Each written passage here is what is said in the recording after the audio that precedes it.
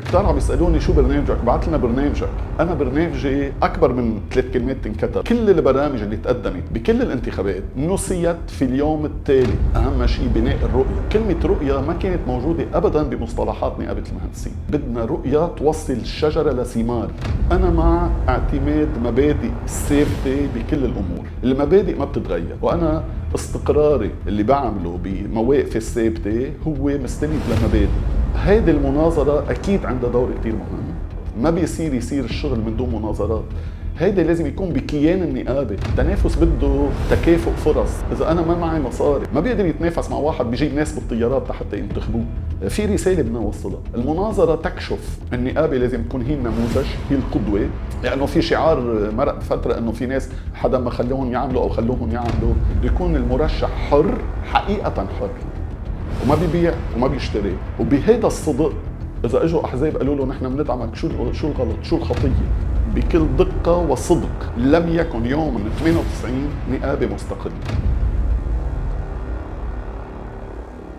انا المهندس راشد سركيس من مواليد مدينه بعلبك، مهندس مدني استشاري خريج دوره ال 85 بالجامعه اليسوعيه، واخر سنه اخترت اخذ اختصاص الايكونومي يلي ما بينقص لي شيء من شغلي كانشائي، بس بكون فتحت افق جديد، لان من وقتها كنت قاشع انه بالنتيجه الهندسه افقها ابعد بكثير من انه يكون محصور بس بالانشاء. بالحياه العمليه فت على المعترك العام، والشان العام هو موهبه الهيه الله بيعطيها للشخص الموهوب، وليست تجاره، هي عطاء من دون اخذ. وهذا الكلام عم بقوله لانه هذا كلام كثير مسؤول، وهذا نفذته بنقابه المهندسين منذ 98، منذ بدء تطبيق قانون مزاولة المهنة الجديد يلي يحتاج إلى ما بقى بده تعديل، صار بده تغيير، لأنه القانون يلي ب5 سنين ما بيتعدل، ب10 سنين ما بيتعدل، صار لازم له تغيير. بحياتي الممارسية كنت عضو بمجلس بلدية بعلبك لدورة 6 سنين، كنت فيها مسؤول عن العلاقات الخارجية والتخطيط، وبفتكر بصماتنا بعدها لليوم، وبعرف انه ببعلبك كلهم بيحكوا بالخير وبيتذكروا ايامنا وبيترحموا عليها. بالنسبة العنوان الأساسي اللي أنا عندي إياه بحياتي هو أجمل شيء الإنسان يكون متواضع، حقيقي، صادق، مخلص، وفي، أمين، متفاني.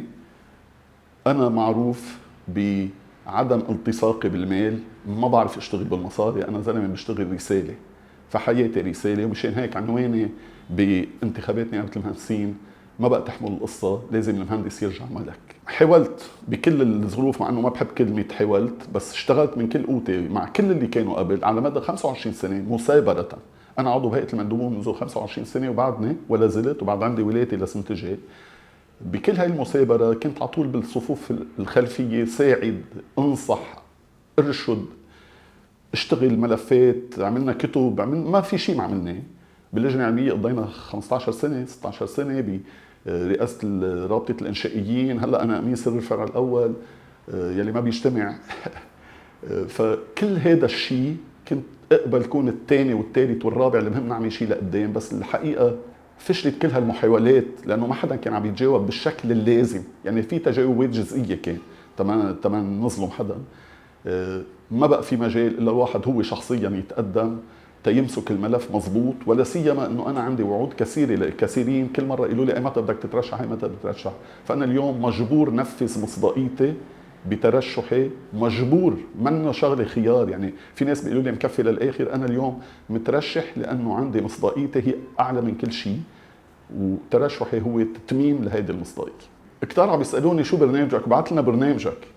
انا برنامجي اكبر من 3 كلمات تنكتب، وكاتب انا بورقه انه كل البرامج اللي تقدمت بكل الانتخابات نسيت في اليوم التالي. ثاني يوم من الانتخاب ما حدا عم جايب سيرتها. فانا حطيت بطلب بورقه وزعتها انه كل البرامج رح ارجع اجيبهم، لازم ينجابوا. مين ما بيجي نقيب لازم يجيب كل هول الوراق، يجمع كل المفيد منهم ويشتغل عليهم، ويجيب الناس اللي كانوا كاتبين البرامج يشاركوا، لانه اهم شغله بالشغله هي المشاركه.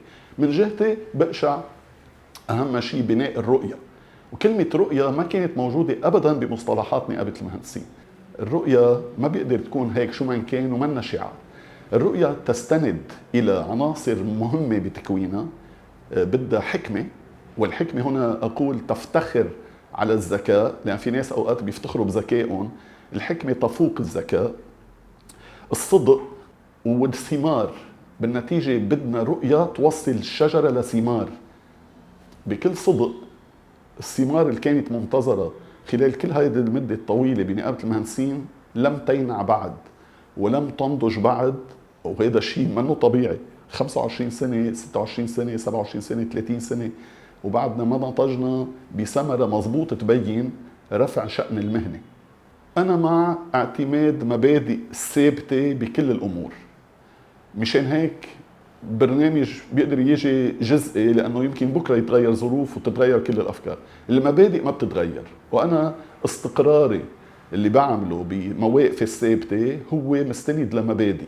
بالمبادئ أول شيء كان لازم نقابة المهندسين تفتح أبوابها لكل المرشحين يجوا يعلنوا ترشيحهم وأفكارهم وشراكتهم بالنقابة، والنقابة تدعي الناس وتفتح الفيسبوك، تفتح كل الخطوط الناس كلها تبين. تاني شغلة كان لازم النقابة تنظم مناظرات، ما يصير الشغل من دون مناظرات. هيدا لازم يكون بكيان النقابة، هي كمؤسسة تعرف أصول الشغل. ثالث شيء عندنا مشكلة إذا في كلمة تنافس. التنافس بده تكافؤ فرص. يعني مثلا إذا أنا ما معي مصاري، أنا زلمة بعيش حياتي كلها بالخدمة، ما بشتغل تطلع مصاري، أنا بشتغل تأخدم، والكل بيعرفه. وبقول له شعاري بتزل بمنشفي وأغسل أرجل إخوتي. فهذا الشعار ما بيقدر يتنافس مع واحد بيجيب ناس بالطيارات حتى ينتخبوه. ففي كتير تفاصيل بدنا نكون فيها حقيقيين، جديين، مثابرين، صادقين. في رسالة بدنا نوصلها. المناظرة تكشف.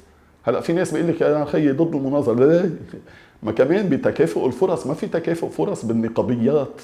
ففي ناس مرقوا بالنقابة، كانوا عضو مجلس او نائب نقيب او رئيس فرع او واتيفر ومرشحين اليوم، لكن خليهم يجيبوا لنا سله مليانه ثمار، خلينا نشوف الثمار تنبسط، ويقولوا لنا هيدي المسطره تبع الثمار اللي بدكم تشوفوها بكره.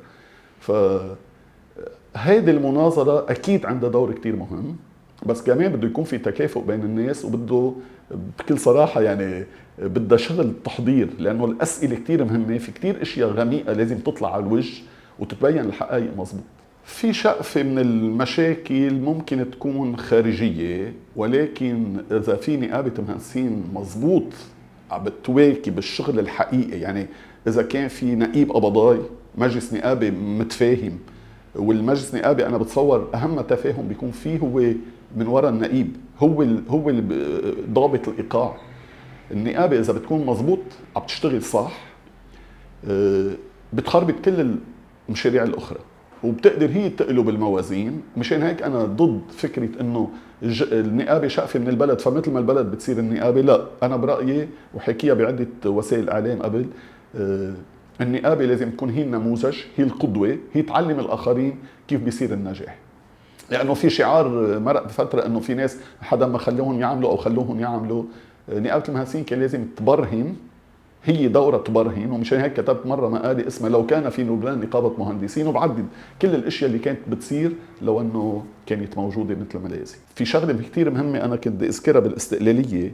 الاستقلالية لا تعني بالضرورة الحرية، فبدنا نحافظ على الحرية. يعني بده يكون المرشح حر، حقيقة حر، وما بيبيع وما بيشتري ولا بيبادل ولا شيء. وبهذا الصدق إذا اجوا أحزاب قالوا له نحن بندعمك، شو الغلط، شو الخطية؟ بالعكس، ما هو دي شقفة من المجتمع. أنا ما بقشع إذا في كتلة وازنة معينة أو مجموعة من الناس فيهم يكونوا مهندسين، فيهم يكونوا من طائفة معينة، فيهم يكونوا من توجه سياسي معين، يجوا يتفقوا إنه نحن مستعدين ندعم هذا الشخص إذا قاشعين فيه الكفاءة المهنية العلمية النقابية، أهلا وسهلا فيه بكل دقة وصدق. وهذا تعبير معروف عني. لم يكن يوما في نقابة المهندسين من 98 نقابة مستقلة، وآخر نقابة اللي قالوا عنها فيها استقلالية معينة أول خطوة فيها كانت بهيئة المندوبين. سألت النقيب لما كان في تحالف أحزاب كنا عم نعاني من عدة أشياء، اليوم بالحزب الواحد شو رح يصير؟ هذا كان سؤالي. الحزب الواحد شو رح يعمل؟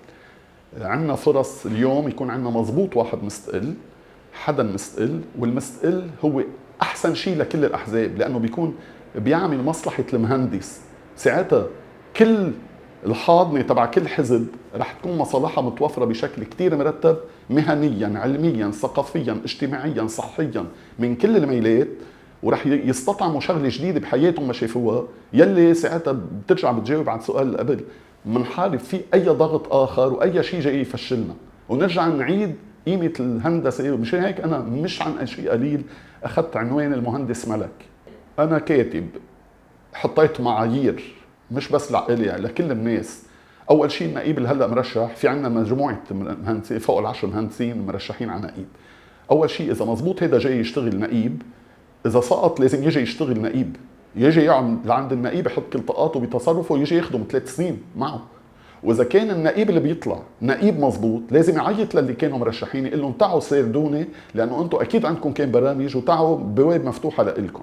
مشان هيك الشغله الثانيه، بشكل لجنه استراتيجيه باول عهده وبيعطيها مهله 3 اشهر، بيقعدوا بيحطوا كل الخطط وبيستعين بكل الناس اللي مرقوا بالنقابه، لانه بالنقابه الماضيه هاي اللي هلا بتنتهي حيدوا الناس القديمين بحسناتهم وسيئاتهم غلط. بالعكس لازم اجيب، انا في كتير حسنات في سيئات، بس انا بروح بشتغل مع الاجابه، انا رجل اجابه. بنجيب كل الناس اللي عملت شيء مفيد بالنقابه، كان بده تطوير، عندهم فكره، عندهم ملاحظه، بينفتح الباب، بينعمل مؤتمر عام شامل خلال هول 3 اشهر، بينحط خطه، بيعطي لحاله مهله 6 اشهر او سنه. بعدها اذا مثل اللي صار معنا بس فشلوا الشباب ما استقالوا، فما حدا يقول لي انه هلا بعده قاعد لي على مركز وانه هو منهم عاجبه. بيعطي لحاله مهله، ما نجح بيستقيل، بيكون صادق مع نفسه ومع الاخرين، بيترك المطرح لغيره يلي ممكن يعطي نتيجه افضل.